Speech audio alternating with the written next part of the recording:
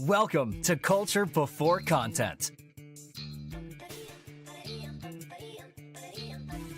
Culture Before Content from Music for All and presented by Yamaha. And now, here's your host, David Duarte. Hey, welcome to the show. As stated, I'm David Duarte, your host, and I am just excited that you're here with us again, hopefully again, for this amazing show.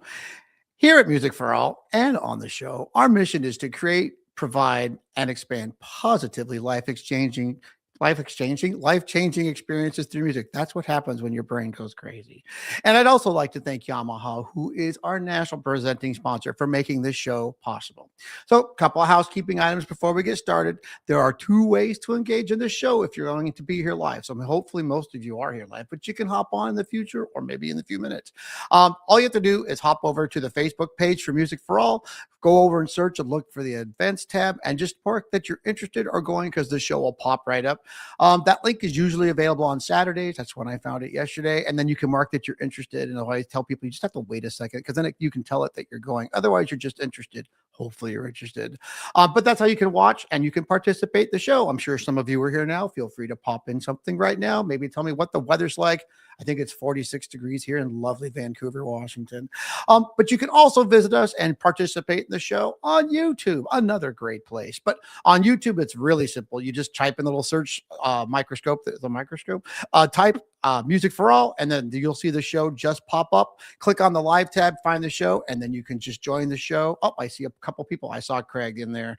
But anyway, you can chat with the show, be a part of it, and off you go. But then after the show, we have our full audio episodes that drop typically on Mondays or maybe a little later. You never know. Just keep checking in. And those are on Apple Podcasts, Spotify, and all major podcast platforms. But you can find everything in one place by simply visiting musicforall.org/podcast, which is how I actually find the show every week. I have to look for my own show. Who knew? All right. Well, let's get to the show. Enough of my babbling. So this week, our conversation brings us to Minnesota for the very first time. I'm very excited. A new state. Today's guest is Paul Kile. He is the director of bands at Edina High School, where he leads a comprehensive 9 through 12 program serving nearly 500 students. Paul's work spans concert band, jazz, marching band, and music listening teams, all connected by a clear belief. Excellence is not accidental. It is designed through culture. That's a great word. Clarity and service. So please welcome to the show, Mr. Paul Kile. Hey, Paul, welcome. Thank you. Good to be here. 46 degrees where you are. It's 7 degrees where I am. Yeah, and I was just talking to Paul. He did not realize that I actually lived I lived in Bloomington, Minnesota for a little bit. But I'm going to tell you right now, I do not miss single digits. Not a bit. Plus, I was born and raised in Arizona. I think I'm more of the triple digits guy than I am the single digits guy. Anyway, that cold to hot, just crazy. So how is your weekend going? Tell us a little bit about yourself, Paul. Well, fantastic. It's always busy. There's always something going on in the program, which is quite exciting. Now, I know for a fact, look at the name of the show. For me, it lives right above my head. It's right there. It's Culture Before Content. That's how I remember what I'm doing. But we all have our distinct beliefs in culture, which is kind of like, why we bring everyone to the show. So just thinking on your thoughts on culture and band, where does the journey of culture take you in relationship to band? Well, that's a really good question. I'm in my 33rd year of teaching, and tragically, I feel like I came to the culture show a little bit late and a little bit unorthodox, but over the moon that I'm finally here and try to talk to young teachers how important I think it is that they put culture before content, or what I like to call the context before the content. I think it was when I discovered Scott Rush and Tim Lautzenheiser's book, Pathways to Success. And there was a little star in the corner of the book that said leadership for all.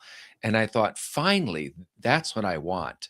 I want leadership opportunities for all, not just for select kids. And so it was getting started in that book that kind of pulled the blinders off. And Scott referred to the fact that we're in the music business and the people business. Whereas I feel like I was taught that the musical product came first. Felt like Mm. everything was about the music, about the score study, about knowing the individual parts, about the pedagogy. Um, and I think I always went to conferences like Midwest and state conferences with that lens of how can I be a better pedagogue? How can I be a better teacher? How can I be a better conductor, know my score better? I didn't feel like anybody was talking about the students.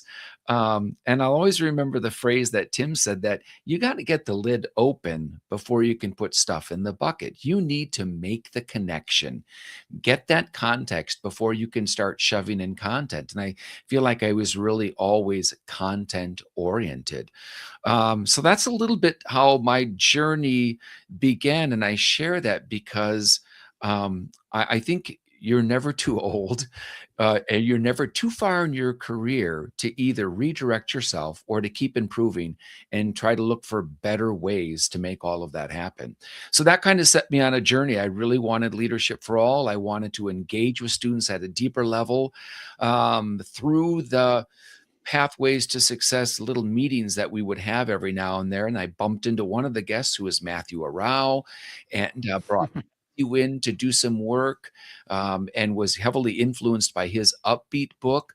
I think by the third time I brought Matthew in and getting to the back of the book, I decided I think we need a mission statement for our program. I think we need to know where we're going and how we do that. So I probably spent a year and a half, if not 2 years, developing that mission statement. And through that whole process, somehow I got a little bit more involved with SLAM, the Servant Leadership Mhm. Association for Music, before it was even started, and then found myself on the board, and we started that organization. But I think it was because I was really drinking the punch and really believed that I had missed the forest for the trees in some respects by being all about the musical product at the expense of the kids and making the connections. And all of that happened when this is my 22nd year in Edina. I've never had a bad year. I'm in heaven every year. It's wonderful. So I never really had a culture problem or things that I was trying to fix. But at one point, I did realize, or I felt like, um, it was always coming from me. It wasn't inherent that I love my job. I'm enthusiastic about it. I love connecting with the kids, but it was always coming from me. And then I started to think about what happens when I leave? How can I leave it better than I found it? Will the culture still be there? If when I'm gone, if I'm the driver of the culture, will all of this be gone? And I do recognize now that there's a culture in your classroom, whether you shape it or not. Wasn't doing anything formulaic to establish the culture. It just was, and I think it did reflect who I am. You know, our students reflect who we are as teachers. But then I still got worried about when I leave, will the culture still be there? How can I make that happen? And that's where I kind of step forward with developing the mission statement and just wanting it to be long lasting. So now, we're still not there. It's a constant balancing act. I even feel like excellence isn't a noun, it's a verb. You're always striving for excellence. And this idea of having a culture of excellence in my classroom is something that happens, gosh, not even every year. It happens every single day. You've got me thinking because you even said like it started for you later. Because I think for me, it's not that I started later. I think I had always had culture at the forefront, but I didn't pay attention to it as what was driving kind of some of the successes and failures at the same time. Because as you get older and you become a band director, and you're right, it's not really about the music. Music is just kind of like what we do in common, which is why Right. I like you mentioned the mission statement. Because I think to myself, my mission when I walk in, I'm already thinking, oh my God, I've got festival coming up here in late March, early April. And at that point, that's where it goes. My goals and the students' goals might be in two different places with that. Because you think about it, we go to festival every year. And and who's selecting the music? For the most part, we're selecting the music, and why are we selecting the music? But then how do we get the kids to buy into some of those things? So what was like maybe one of those impetus points for you that you decided that you weren't doing something, or that you needed something? Because it sounds like something happened, or that there was a point in your career that you felt the need. Well, that's a good question.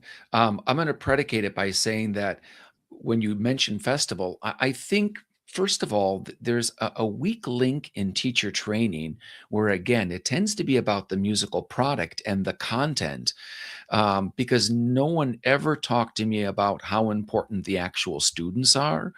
And I think some of those changes in my thinking were just reading books that all of a sudden I was discovering because I was in this group of people that were talking about culture. And I'll never forget reading Peter Gamwell's book, Thinker, Learner, Dreamer, Doer, where he talked about inside every student, we should believe there's a seed of brilliance. And all we have to do is create the right environment for that seed to bloom. And I think sometimes we look at what's wrong with students or what they need to be improving on rather than just acknowledging there's a seed of brilliance in there. If I create the right environments, like I stick a seed in the ground, if I water it and if I get it sunshine, if I check for nutrients, then eventually that seed has potential to become something wonderful. And that maybe just that mind shift alone for me changed how I looked at kids. Because I was older in my career, I felt early on I had to prove myself. I had to make sure I was putting out a product, and that made me be more content focused rather than worried about the kids. And then, of course, I have my own kids. And so that taught me a lot about meeting kids where they're at and just embracing who they are. And rather than trying to change them or put them in some sort of a hole, to just admire where they're at and see if I can't make the environment around them the best they possibly can. And I also desired that for my kids with other teachers. And then it started me thinking about what are your favorite teachers? And I ask this to my students all the time. What are your favorite teachers and what makes them a great teacher in your mind? And that was some of that shift that got me away from some of the content into the culture.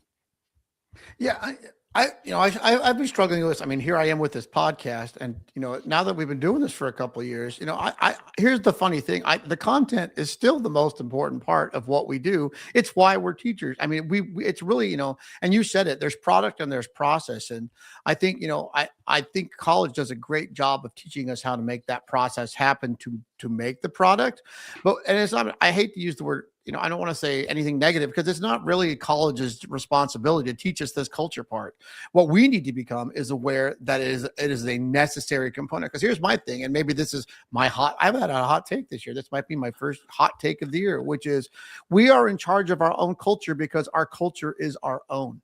I think that just sounded like from the movie Mystery Men for just a second. And so, but we really, I mean, because how you define culture and how I define culture might be something completely different. But in the end, it goes back to the product. The product is that final result that we're looking for and that we all attain. But how we get there, why we get there, who we get there with, it maybe makes it a little different. What do you think about that? Yeah, I agree. And I guess I also believe that a culture of excellence puts the students first. And if I put the students first, then they feel valued, they feel heard, they feel seen, and they're able to give me a better product because of that relationship. If you want to get a kid's head, you've got to give them your heart. And once you have their heart, then you've got their head. So if I can create the relationship stronger, better, faster, I feel like I can get to the musical product stronger and faster as well. So let me think of it in this terms, because I'm going to get to the root of like who you are. Because like it's to me, it's like, let's just pretend for a second that you were starting over a new program. Now that you've been somewhere for 22 years, that sounds super fun to do. But what would be your intentional thing first? Where would your mind take you? This has to be in place. Because I think that's what I try to do with each and every one of the guests is, we're all trying to capture what everyone does. Because we all, hey, let me try that success. Because if that works for me, that just adds to my arsenal of things that I can do. But if you were to take over a new program, what's the first thing that comes to mind on a culture aspect for you? I guess it would be putting all of my attention towards the students. Instead of, oh, like that first day book, make sure you know where the chairs are and the folders and the seating chart. All of those are systems. All of those are about the Mm. content. They're not about the context. So I would put the student first. I stand at the door and say good morning to every single one of them. I try to create that relationship right away. I'd like to let them know that I'm so glad that you're here and we're going to make magical things happen together rather than backwards putting all the other systems in place, hoping that they somehow get it when I haven't even made a connection with them yet. Oh, I think connections, that big word, the connection is totally key. And that's one of those things too, because like I don't know if you know this, but I am in my first year of his school. So if I think you saw Craig had popped up. He is my teaching partner. He was also guest 59, and we were talking the other day. There he is. And so he has a total different perspective, I think. I'm not speaking for you, Craig, on culture before content, because now that we're teaching together, this whole process, it's like something we talk about every single day, and like we are constantly looking for ways to build that culture. And we keep at it of like maybe it's something that we do for the kids or what the kids can do. But one of the things that I've learned in my first year here at this new school is trying to shift somebody else's mindset to my mindset. It's not that it's my mindset or theirs. It's just that kids are used to things in a certain way, and when you change that puzzle, trying to get the kids to do the work becomes the ultimate thing. And so, like I love it because you said my magic word, which is systems. I believe in systems all over the place. If you create these infallible systems, then kids know what to expect, they know what to do, and then getting the kids on board to redesign the system so to make it there. So, like, I mean, just in like your terms, how do you get kids to do what's in your mind for them? Like, what is one of the best ways you've discovered to make kids do what you want, and necessarily what they need to do to be successful for them? I don't really have the right words for it, but that's what Yeah. I'm thinking.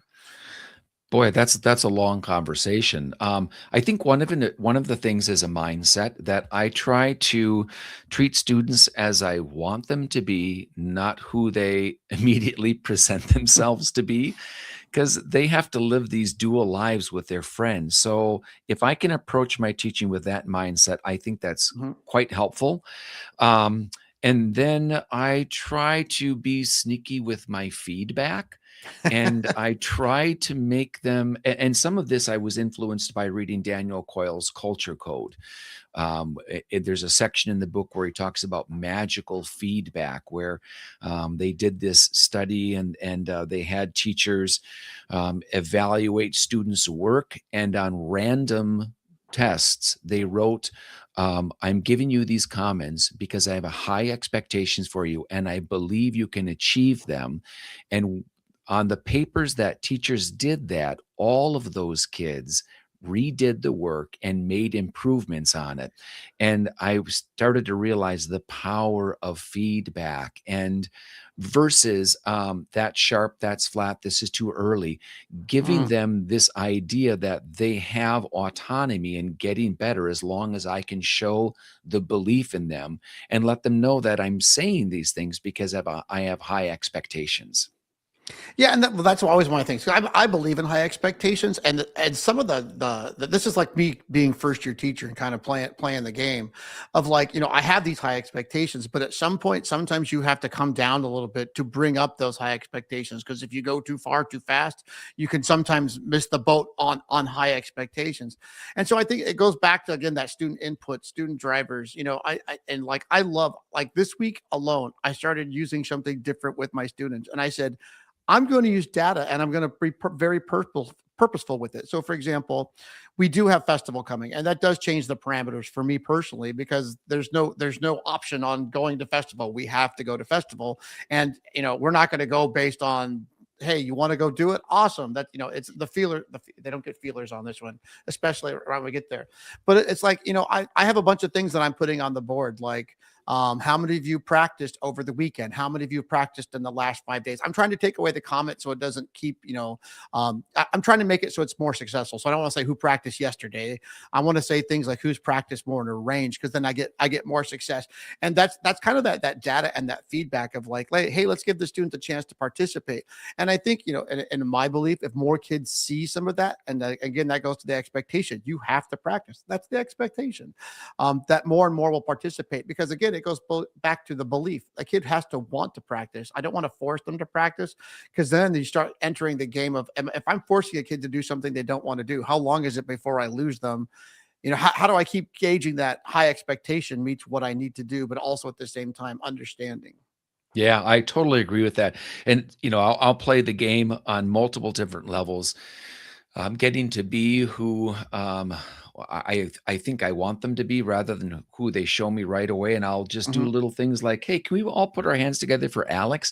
Alex is in the practice room before school every day. That needs some celebration, because I know that kids are also pack mentality creatures. They want to be like the other kids. And if they can somehow get called out in a positive way, there is hardly a kid, even the shyest one, that doesn't want to be commended.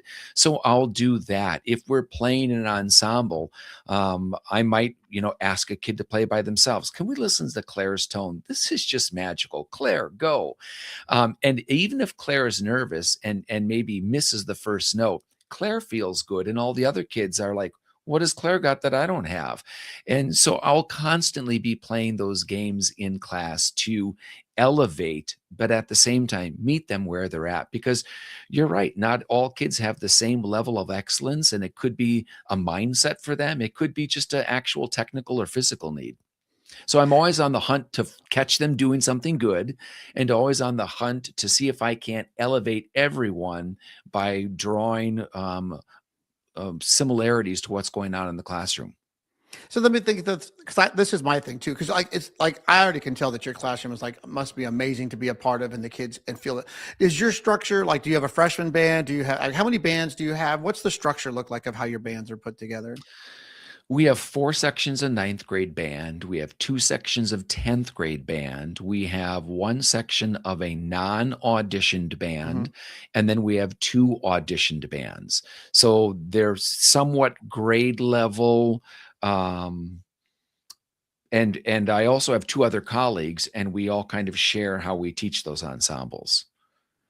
When you get the kids freshman year, is this most like? I mean, you don't work at the junior highs, do you? I mean, are you meeting these kids as freshmen for the first time, basically, Correct. other Yeah, they than come some into the visits? high school from 2 separate middle schools, and they'll come into our high school and create these 4 sections of ninth grade band.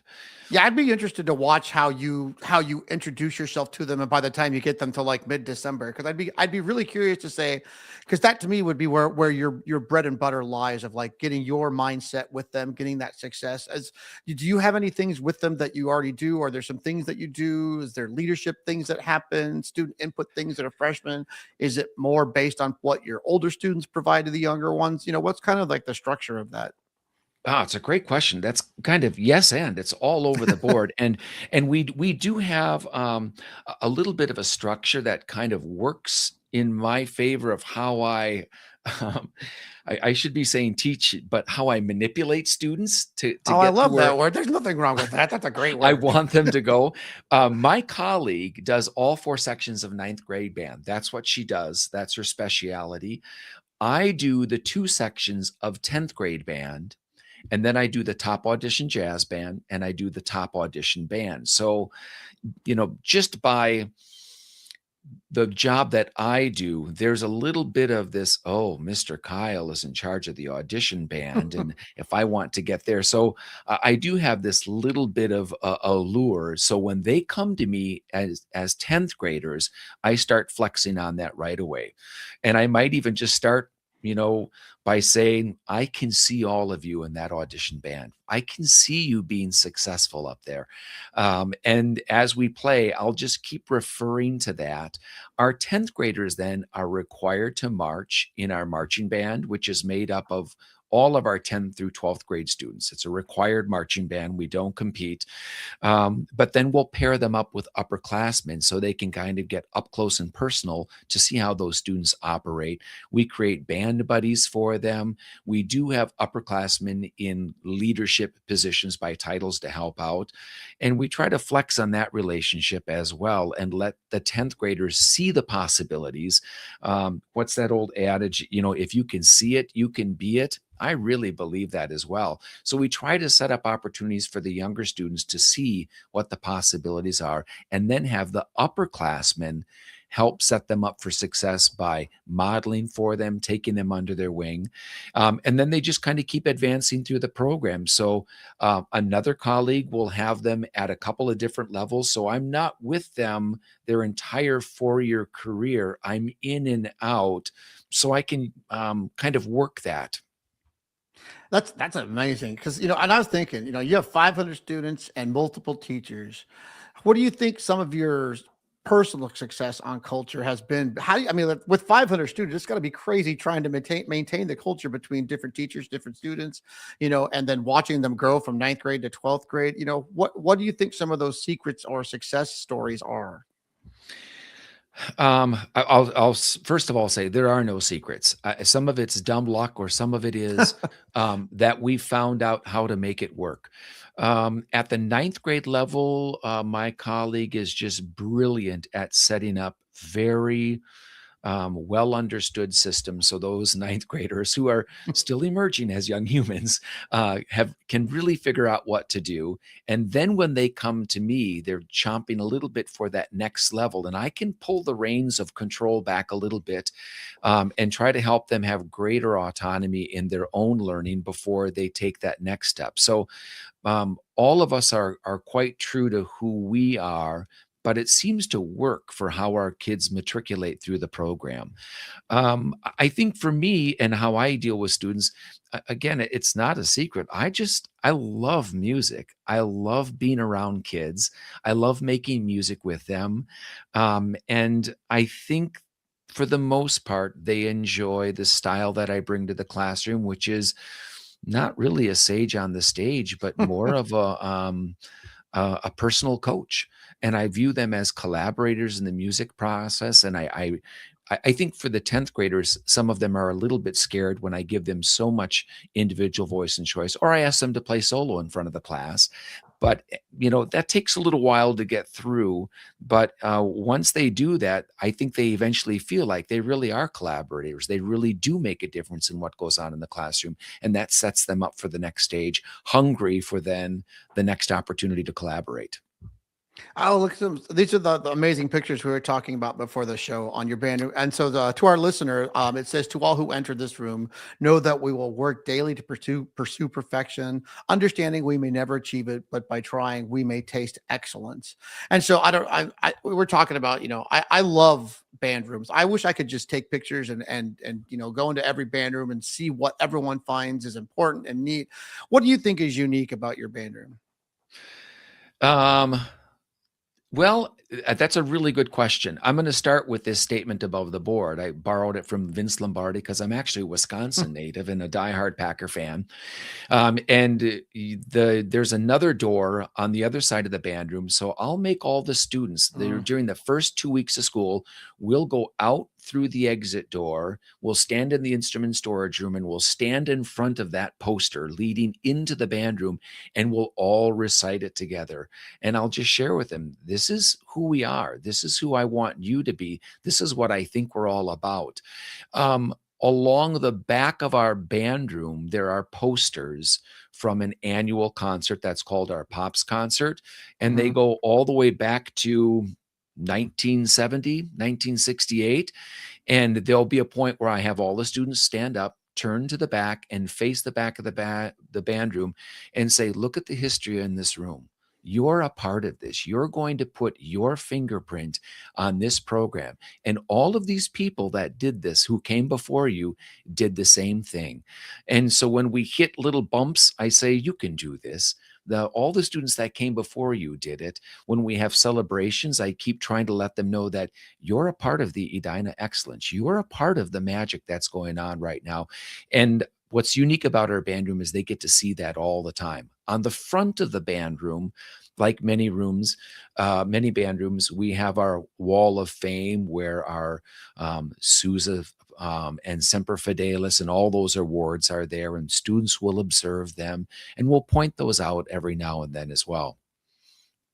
I think it's important for kids to leave their culture and history on the band room, and it's, I love looking at the band room, whether it's trophies, plaques, but there's so much history and culture that you can put into your room. And so it makes me lead things towards your students. Do your students do a lot of social activities to keep them? What does your band look like when it's not a band? What do your students do to keep the band happy? Yeah, that's, evolutionary. And, you had mentioned something early about once you try to put something in place, and inevitably it can kind of get torn apart. And so we've had some interesting things that have happened with the band program. Of course, teenagers are social creatures. They want to do things, but how that manifests, it changes every year based on, I don't know, how that group of kids behaves. We had students that would go to McDonald's after concerts and they would just hang out with each other. And somehow they joked about them being band dances, even though they didn't do any dancing. And pretty soon we had a couple years of what were called bandses, which is just band dances, kids getting together after concerts or after football games to simply hang out and socialize. And then they became quite active in bringing in other kids, like, who's not here that should be here? That doesn't happen so much now. Now we have a little bit of a new culture where kids are writing notes to each other and they're sending out love to the ninth graders, and they're showing it in different ways. So it changes, which leads me to believe that I don't have a great system yet for our culture. There's nothing wrong with our culture, but we're not wash, rinse, and repeat. And I'm a little bit okay with that because I do think it needs to feel true to whatever class. I'm going to use the senior class as an example. Whatever those seniors, however they behave and interact, it needs to be true to them so it can be authentic. But it changes every now and then. I think giving kids autonomy is super good. Oh, this is the other slide. Can you talk about this slide just a little bit? Yes, this is our 2-year project of building our mission. And while there was a lot of teeth gnashing and people wanting to debate different things, when one of the kids threw this out, I think it's really about community musicianship and excellence. There was like a hush that fell over the room. Everyone's like, that's it. So all we had to do is just kind of define those just a little bit. So we put verbs in there: the create, the develop, the achieve, and then we established the things that we really believe in: community musicianship and excellence, and what are the components of that. Well, I'm And going to so, read it out. I wanted to read yeah, it out for our listeners because not everyone can. I mean, right now they can see it; it's great. But for our listeners down, what it says is, through respect and inclusivity, we create a supportive community, with community in red. Then through dedication and accountability, we develop, with bold, strong musicianship, and by balancing both, we achieve excellence. Because I think this goes back to, like, I think I could spend like the rest of the day on mission and vision, because it is true. We all need it in whatever we do. And I think sometimes if, I hate to say this, but if, like, it becomes like your after school activity you're doing with all the staff, it might take here we are doing this task. But when you really, I think it goes that when you believe it in your heart and you can feel it, and then you can bring it to your students, to bring it to everyone. That's my whole point of, like, this is, everybody's beliefs have to be in alignment. And when that happens, I believe magic happens. I believe it's really a cool kind of magic. So, like, I mean, and you said it took a couple of years to develop this mission and vision. And is it something that you're going to alter over time? Is this it for now? I mean, where are you going with this, in terms of the future? yeah, right now we're trying to practice it. We're trying to live it and make it be real, not just have it be a poster that hangs on the wall, because that happens too. And you're right, it can be a little bit angsty. We've all probably sat on boards or committees where we had to redo the mission and we get caught up on certain words. But because the students were engaged in this, I can say that it was student driven, and that excites kids as well. And we read it frequently throughout the year. I bring it up multiple different times under the idea that if they can see it, they can be it. If they know what we're about, it's easier for them to grasp it. And I think students want to know the why. Why are we doing this? Why? What's this all about? And at least with the community, the musicianship, and excellence, I always have kids that say, I'm about the excellence. And we talk about that like, great, here we want to touch excellence as much as we possibly can. And if you can do it here in this setting with all of these other students, you can do it in a law firm. You can do it on an engineering team. You can replicate that in other ways. Some of the kids are about community. I think I used to roll my eyes at that because I was about the music, but I recognize how powerful the community is. And sometimes kids will do hard musical things that they're not doing for the music. They're doing it because of the kid on their left and their right and because of the community. So the product that I'm getting out is still fantastic. They're just doing it for a little bit different reason. And it's so that they support their friends and not let anybody down.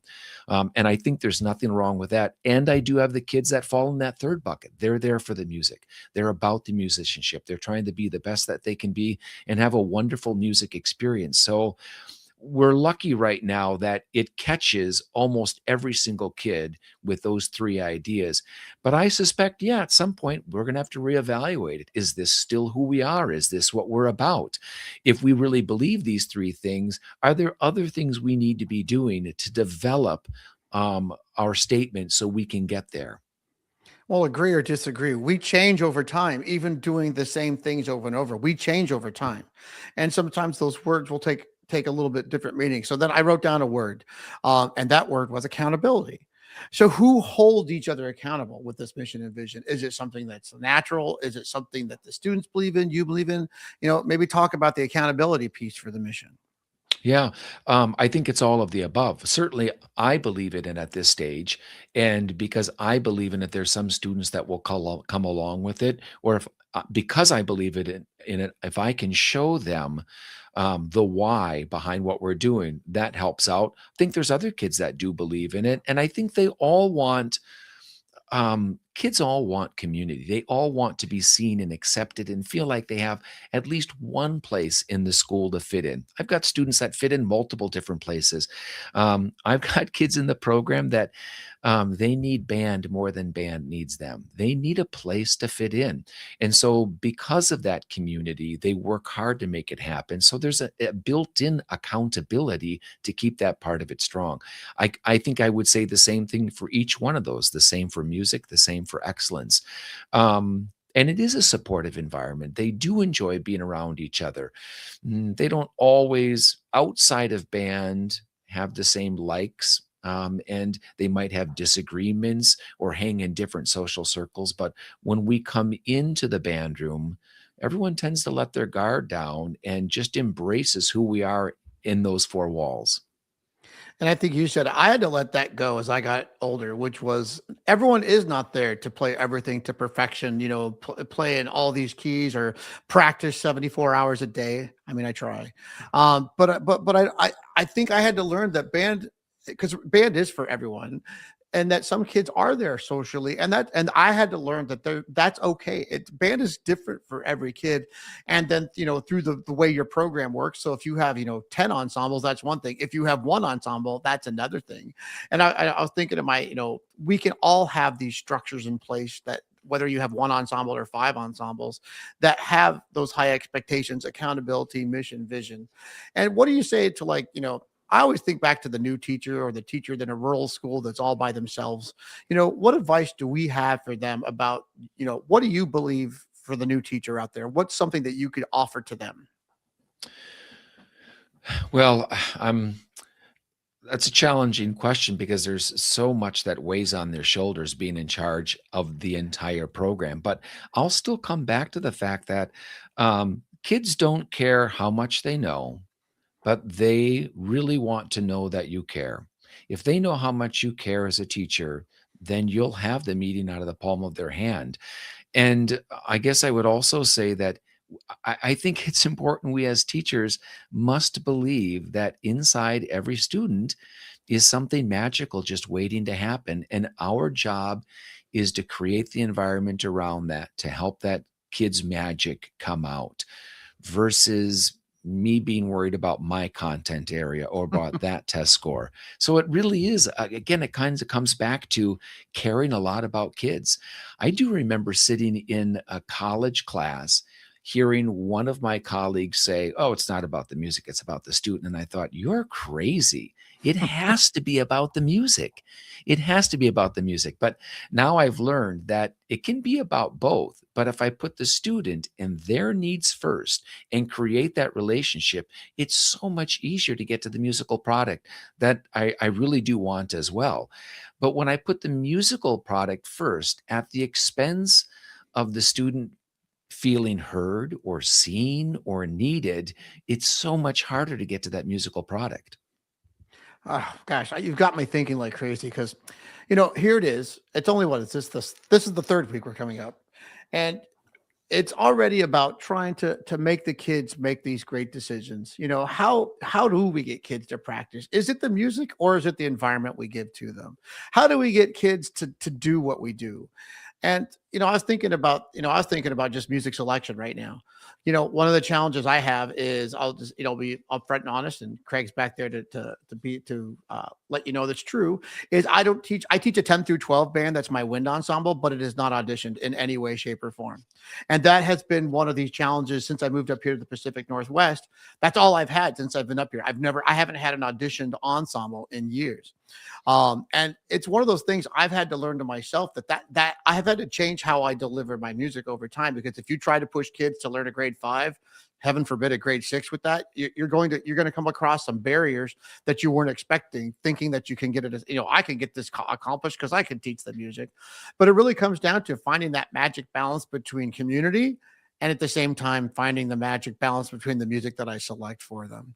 So I was just thinking, what would you think in that situation of like, how do you bring kids along that aren't necessarily those great players, but they have the potential to be? And at the same time, how do I bring myself down to make sure that my students are enjoying the classroom that I'm in? How's Yeah. that for a big question? That is a huge question. I'm trying to remember all the words that just came out of your mouth. Good luck with that. I'm Mr. Multiple Question guy. Patrick will Yeah. back me up on that one. Well, I'm stuck on the thought that, when you mentioned the grade 5, who's the grade 5 for? Is that for you? Is for the kid, or is that for the kids? Is that what the kids need, or is that what you want?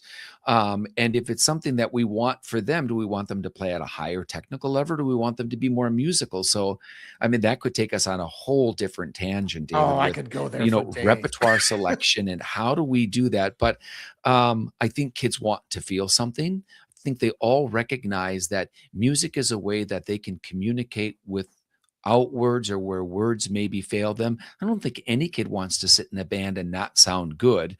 Do they always understand that they have to make a great contribution of goodness and not just let the kid on the left and the right do it? But and I have that in my ensembles as well. Even in my top audition band, um, boy, there's a lot of leeway in how those auditions all work out because sometimes I do recognize that, and I should say that in our top audition bands, we only take 11th and 12th graders, no ninth graders, no 10th graders. So now we're talking about an elevated grade level band. And there's times I have to check myself and say, this kid has been in band since 5th grade. And was that a great audition? No, it wasn't. But am I going to tell them that they aren't worthy of being in this top band? So we try to navigate that very carefully, but it's that buy-in when they get there and finding a way for every student to make their own individual contribution without everyone having to be the star quarterback. What's that old saying that we're all better when we're all better? And it's just finding a way for each student to find their fit so that they can make a contribution. I'm not shy about sometimes going down the line and say, play every other eighth note, play every other measure. You need to dovetail this. Maybe you Right. lay out here and come back in there. And oftentimes a student will give a nod, like they acknowledge that. And it's never come off as being something that's shameful. And I don't know why, but it must be because of the environment that we have in the classroom where everyone gets that we all just want to be better. So this is the right thing that needs to be done. Well, true or false? I mean, juniors and seniors are way different than freshmen and sophomores, and I mean that's just a developmental thing. And that's what I always say. If somebody has a 9 through 12 band, you might have other things that you're dealing with that you wouldn't even deal with an 11, 12 band. But at the same time, if you have a freshman only band, that's a whole another whole ball game Right. of Right. and that's what I always keep thinking of. What are those externals that really influence our decision making in the music classroom? At least with 11th and 12th grade, no matter what, I think to myself, I can reason with them and they can actually reason back at this point. And here's one of those stories I like to share because when you said this, Phil Hatler, who used to be a great band director at Gilbert High School in Arizona back in the day, his top ensemble, he put every senior in his top ensemble. He said, if they can survive 4 years of me, they deserve to be in that top ensemble. That was one of those cool little things that I always remembered because back when I was a kid, I would take my yellow pad and I would go and watch band programs. And that was one of the things that I will never forget is he said, yep, nope. If they're a senior, they're going in my top wind ensemble. Because if they can put up with me and do marching band for 4 years and understand, they will know what they need to do. And also oddly, as a skill set, they will know how to stay out of the way if they need to be. And Absolutely. that's what I was thinking. Like, what are those skill sets that your culture has been teaching, or on your own beliefs? What are some of those cultural things that you believe that your kids are learning? Because I think, and I think all of us think this as band directors, but I use it all the time. But these are the job skills that you need to be successful in your job. And let me explain why. Because we talk about practice, preparation, some of the things that in your first year I'm working on right now, just interacting with your teacher, the teacher-student relationship. Those are some of the things that when you're a first-year person, you actually have to work on because some of those barriers are not set up in place where, yes, you can have the ability to interact, but at some point sometimes there are teacher-student relationships that we need to build and work upon. And I always think of myself, yeah, band teaches further life skills, but I think we as band directors can do a much better job of telling the kids what they are and why, even more importantly, why they are. Yeah. I think for our program, some of the life skills that kids walk out with, I give them this quote at the beginning of year, labor omnia vincent, or actually, if you spoke Greek, it would be winsheet, but it is hard work conquers all. I think when they walk into the classroom, they know that they're maybe not going to achieve perfection, but by pursuing it will taste excellence. Fall down 7 times, get up 8 times. Give up giving up, just keep going.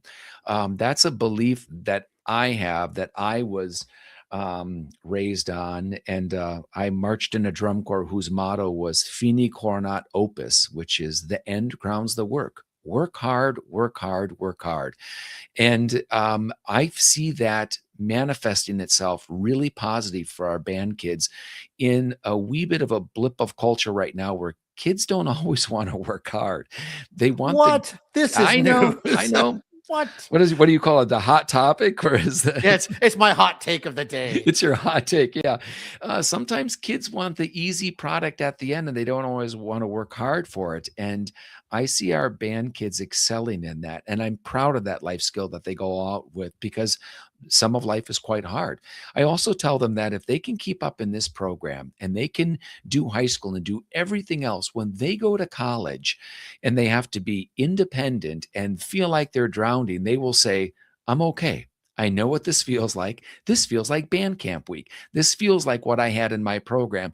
Whereas some kids get to college and they're just crushed by the independence, the workload, the self-responsibility, the fact that they have to communicate with other people. And our kids just let it feel normal. Oh yeah, especially after COVID, communication. That's one of those skill sets that I think has really taken the hit on the kids. I always say this story too, is because when I went to undergrad, there was about 6,700. There were 6,700 undergrads when I started college. There were less than 3,000 juniors of that same class 2 years later. And that I always tell my students, I said, you know what that tells me? That being able to go to school and get an A actually the low bar. Learning how to survive a system becomes a higher bar, and that's what I think. And I think that's what some of those things that band teaches. We teach. So how many systems do you teach on a daily basis? And and sometimes I think I go back to this. Depending on the literature you are presenting, because it goes back to those things. What does the literature teach? That's what I've learned in my old age. Is here's the literature I'm doing. What does it teach? Not here's the piece of music that we're going to do. That's something I've abandoned. But now because I want to teach through my literature as opposed to just playing this piece of music. But I think to myself, trying to get those kids to do all these things and here's another big one, is allowing them to have success and failure and not holding that failure against them. I'm the bigger person in the room. They can fail as much as they want, but I always have to give them my 100%. But they at this have to realize that I have to always give them my best at all times. And sometimes my best is terrible for them, and I have to recognize how to recover some of those things. And I'm sure as we always say, come to my classroom, you might see a whole different thing than the person that you're viewing here on the podcast. And I would love for more of us to go into each other's classroom and share. And so I don't really have a question here. I just really think that comes down to, I really believe in the system that you've created at your school. And I encourage everyone to go to these. So here's a random question before we get, through the rest of the day. What do you do for fun on the outside? Because I think sometimes we forget that we are human and that some of what we do outside the classroom shapes who we are in the classroom. What does Paul do to relax? Yeah. Okay. I'm going to absolutely answer that question. I'm going to just quick go back though. Because you had asked earlier, what would a younger self do? I do wish I had been more comfortable to fail publicly in front of my students earlier on, because I think there were many years. And again, I think this is, I don't know what to call it, brainwashing or training, that I was supposed to be the expert. I was supposed to know everything on the score. I've sung through all the parts. I didn't feel safe to fail in front of the students. So I wasn't modeling failure. In fact, I was modeling the opposite. Now I fail every day in front of them. And I think that makes me more human to them, and then they give that humanness back. What's that saying that you get what you give? If I give them my failures, then they give it right back. And when I get that, then I feel more comfortable doing it. So it's a positive updraft that happens. That's probably a more interesting part of the question than what I do outside of band, because not super interesting, David. I heard football and Wisconsin, so I got really excited because I think here's the scary thing: how much has sports shaped who you are as a band director?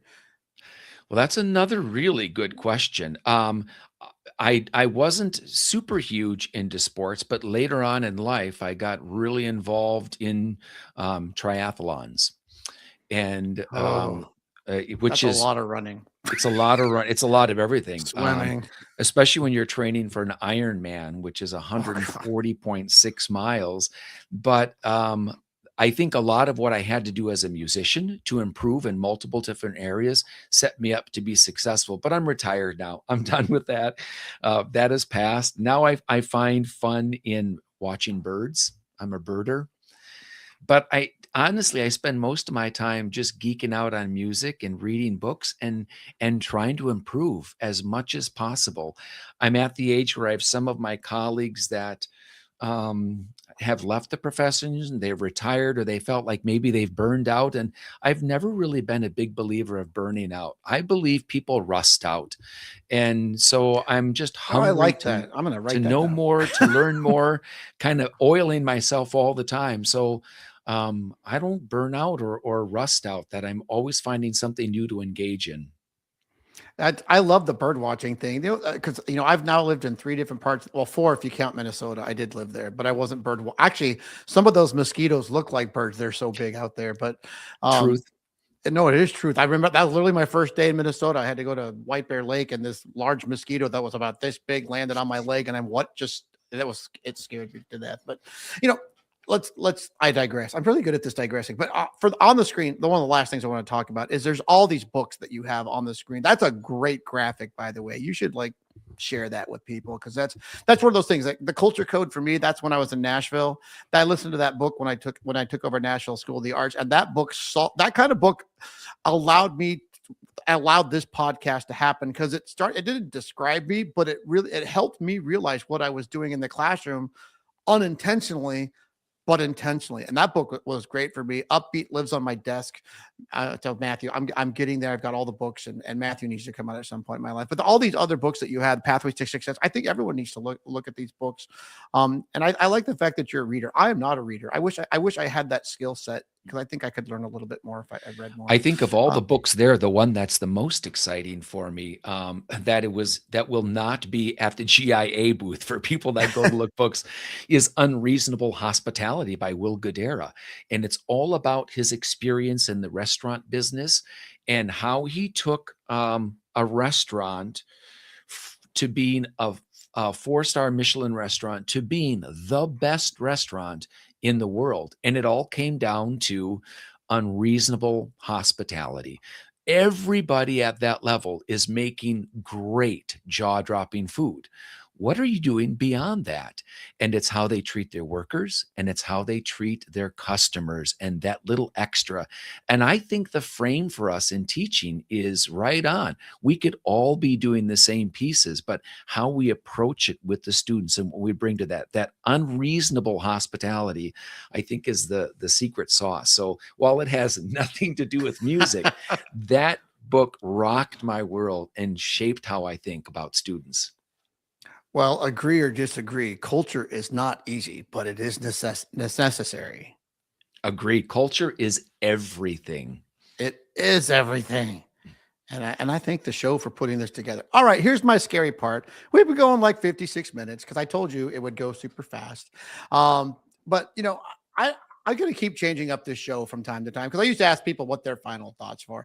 But it really comes down to really just leaving us with something, a little bit of Paul Kile, maybe a little bit of Edina, maybe a little bit of just something. But how about sage advice with our guest? So, Paul, I'm going to let you have the last thought on the show for our time together, and I'm going to let you have whatever you think about. I would say continue to be a lifelong learner. Stay always curious of what's going on and learn as much as you can. If you got one life to live, if you do it right, you might just get it right. You know what? I keep saying this. I love my job every single day. I look forward to it every single day. And I hope everyone else does too, because I think that's part of what this culture thing does to you. It makes you love what you do. And I'll stop teaching when I stop teaching. No plans. Yep. Well, and what's that saying? If you love what you do, you'll never work a day in your life. I just go to work and play. Yeah, go to play every day. Really, I get coffee, whatever, but I digress. Okay, well, Paul, thank you so much for being on the show today. We do have your email and socials.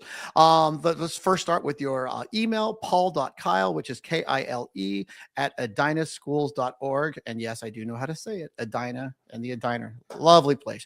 The Instagram for your band is at Edina_bands. And by the way, Edina is Edina. And then edinabands.com. I love looking at band websites, because I love to realize that everyone can make a website better than I can. And I just love stealing some of those great ideas that you do. But thank you for coming on the show today. I hope you had fun. I mean, you got some really amazing sage advice. And do you have work tomorrow? Yes or no? No, we have tomorrow off. Yeah, so it's like that one extra day. So what am I going to do tomorrow? Oh, I'm going to go work with somebody else's band. They're doing band camp tomorrow, and on my free time, I just thought I would go and it's Burgerville night. So if you're into my kids, you're listening, it's Burgerville night tomorrow night. So, but thank you so much, Paul, for coming on the show. I look forward to actually meeting you someday. I'm looking forward to meeting half of my guests someday. I've got to get out of this room.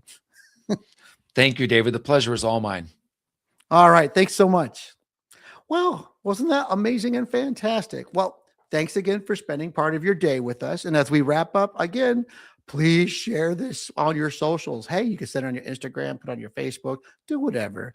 And we'd love for you to share it with anyone and everyone, because when you do, it makes more people find this lovely podcast. And I'm meeting so many cool people. So maybe it's just for me, because I like meeting cool people. Who knows? But anyway, I do have my places for you to go. I have davidduarte.org. If you want some free cool stuff, I offer it every week, because sometimes it's your first time listening. You can find cool stuff like PLC, lessons planned.